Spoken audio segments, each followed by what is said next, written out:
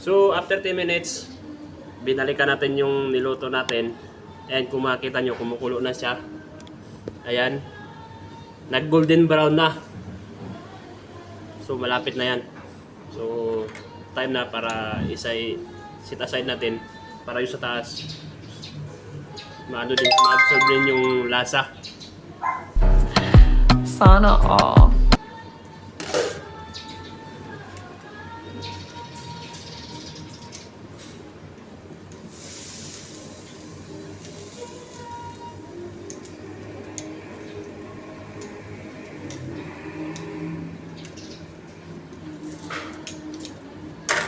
Then, lagyan natin ng black pepper.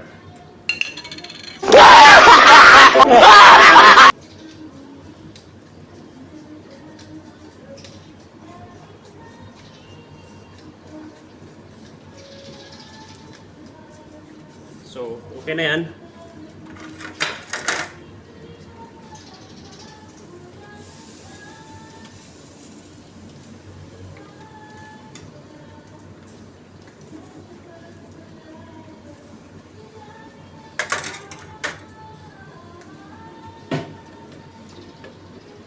Ayan. Balikan natin ulit.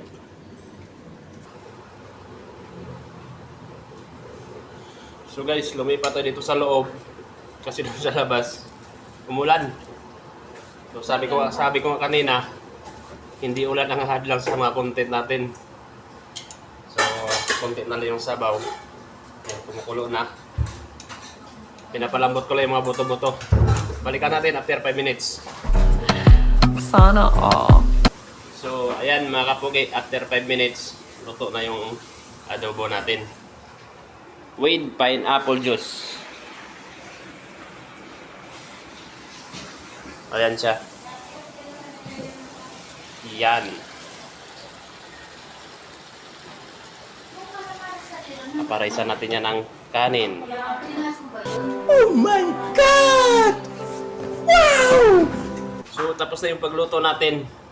Baka naman pwede maglambing sa inyo, paki-subscribe na yung channel natin at saka paki-hit na rin yung notification bell para ma-updated ka sa lahat ng video natin. Bye kapugi! Ha?